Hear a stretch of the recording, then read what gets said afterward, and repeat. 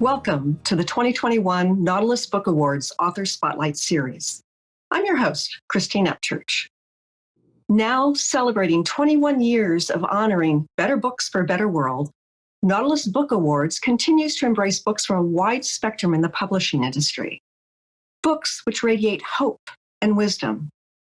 Books which nurture our interconnection and connect us together as individuals, as communities, and as planetary citizens. This is a vast conversation, one which is particularly crucial now more than ever before. Today, we are focusing the spotlight on author Katy McQuaid. She is an award winner for her book, Everybody Loves Grace, a true story of Grace's adventure to Pennsylvania. She has a fascinating background. She's an author and leadership consultant, and she spent more than 3 decades in the CIA, including 12 years living abroad. Her work in communities all over the world and the endearing unconditional love of her four-legged muse Grace inspired her to write the Everybody Loves Grace series. They're a series of children's books that are illustrated.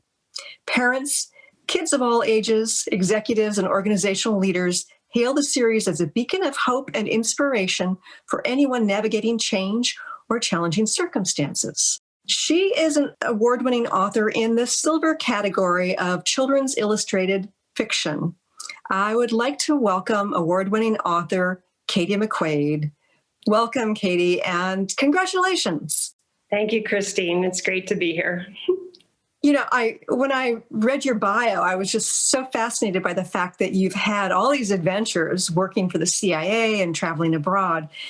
And these days, you're focusing on sharing adventures with your real pup, Grace. What inspired you to shift gears in this way? You know, Christine, it came to me one day when I was walking Grace. I just got a really strong message that her story needed to be told. But through my years of living abroad, I saw children living in really difficult situations and living with really just not even enough food. And so I don't know, I've always had a heart for children. And then when Grace came into my life at age 4, she came to live with me.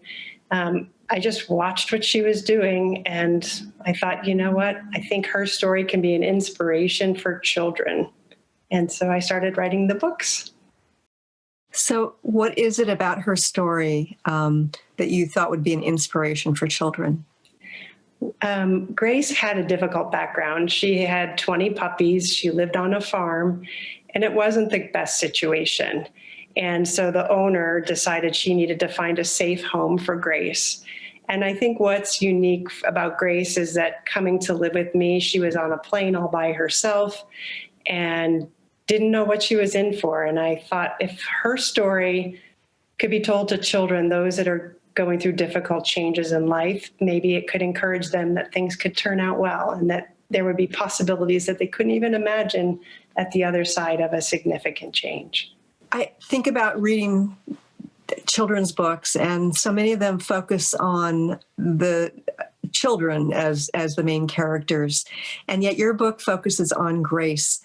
What is it about having your main character be a dog that inspires children so much? You know, Grace inspires children, but I'm going to take this in a slightly different angle because she also inspires young adults and grandparents. Just last night, I was at dinner with a friend, and Grace had stayed there for a week at her house. Sarah's in her 30s, and she told me that before she goes to bed every night, she reads Grace's stories because there's just something so soothing and comforting about Grace's stories. And Grace has this uncanny wisdom and this ability to meet people where they are, whether they're young kids or young adults. And so it's kind of been magical, actually, how her books have impacted children's lives, but also young adults and adults. Yeah, I think that animals to this day inspire me. There's something about their innocence. They tell the truth, right? You know, they don't put up facades. You know exactly how an animal is feeling. And this is the 5th book in the series, correct? It is. We started with the first story in Denver. It's Grace's walks around the neighborhood in Denver, and everybody knows Grace and everybody loves Grace. And then we decided, because we had been doing road trips, it occurred to me that her adventures, there were stories in her adventures. And so the fifth book is our adventure to Pennsylvania. And it's just a really sweet story about not putting things off on your bucket list and get to the things you want to do in life. And it's just a beautiful story. Would you be willing to read us a section of the book? Absolutely. So here's the cover. It's Everybody Loves Grace and her adventure to Pennsylvania. And we're just leaving Kosher's Christmas Village. We had done a book signing at Kosher's Christmas Village. And I'll start on page 44. We say goodbye to Sonia and Michael before it got dark so we could drive to Philadelphia where Nathan lives.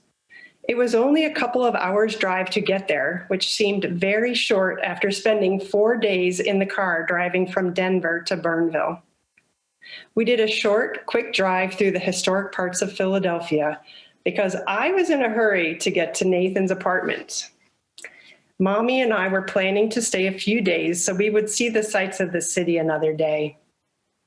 It was important for me to visit Nathan because he just moved out of his parents' house and into an apartment for the first time. What makes this even more special is Nathan was born with Down syndrome, and he's worked very hard to be able to live on his own. Mommy and I went straight to his apartment the first chance we had. It was so nice and bright. Nathan has a roommate, and they work as a team to grocery shop, cook, meals, and clean their apartment. Nathan showed me where he waits for the bus that takes him to work. Not just one job, but he has 2 jobs. He works very hard, and he told me how much he likes the people at the school and the office where he works. It sure seemed to me that everybody loves Nathan as much as everybody loves Grace. That's a beautiful, beautiful insight. What message are you telling children, and of course those of us adults who've enjoyed the book too, through that? That Nathan has persevered, and many children with Down syndrome have persevered. And what could be seen as a disability, he's actually used as his best gift. He works hard. He makes friends wherever he goes, and he's fiercely independent. And there are many young kids and adults with Down syndrome that have found that independent streak. And while he depends on his family and his counselors and his teachers, he is super independent. And there are many others with Down syndrome that are able to live on their own. And I think it's just a testament that we can persevere and take life's challenges and turn it into something and be an example for other people. And I also love the way this story makes Nathan just another part of the community, normalizing these Down syndrome, children and young adults. Yeah. I'll tell you a very quick story about Nathan. Sometimes he will walk to the bus stop and he's not on time, and the bus driver will pull over and pick him up on the street. And his mom saw him one day and said, "Nathan, what are you doing?" He says, "Oh, Mom, the bus driver always stops for me wherever he sees me." And they've called him the mayor in his little town of Ballykinwood, Pennsylvania, because he just knows everybody and everybody loves Nathan. That's great. That's great. So in your book, I'm thinking about when I was a mother of young children, and, as they were growing up, I homeschooled one of them, and I kept reading to both of them until they were well into their teens. It was sort of a fun thing to do. And your book has things about history, things about relationships, and also about the relationship you have with Grace. Do you hope that your books are educational in some ways? Oh, absolutely. I've been trying to bring in more history and more educational parts to the books as I've gone through the series, because my goal is I would love to see the books be in schools or part of a curriculum. In fact, I just started I have a retired teacher who's making lesson plans for all 5 books, because it's really important that kids understand. I mean, there's an educational opportunity in these books as well as the emotional opportunity. Mm-hmm. And how do you hope that these books can help children to grow emotionally?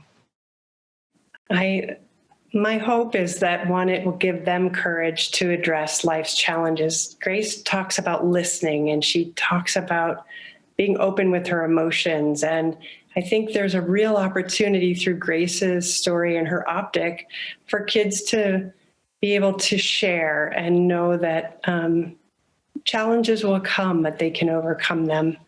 And it's a great opportunity to treat people with kindness. Grace stops where, no matter where she's at, she'll take time for somebody. And I think her willingness to share simple acts of kindness can be an educational opportunity with children as well.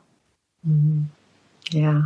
And I think as children, we absolutely learn from animals. And so they're also having an opportunity to learn from the lessons you're offering them through the animal of Grace, who is a real life animal. I love that. When I first read it, I thought, oh, she's just a character, but you have a real life Grace, don't you? I do have a real life Grace. In fact, she's right here with us. She's on the other side of the room, paying very close attention.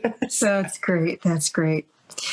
Do you have a final message for people who are interested in sharing this book with their children, their grandchildren, nieces, nephews, or classes?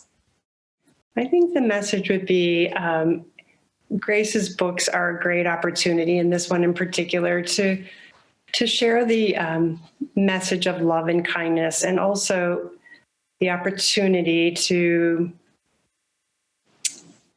encourage kids to show emotion and to celebrate life successes, but also not be afraid when there are challenges to express the disappointments or the sadness that may come along with that. So I just think there, especially in the world today, I think her message is really poignant, and it's a perfectly timed message that we can take care of each other just by simple acts of kindness.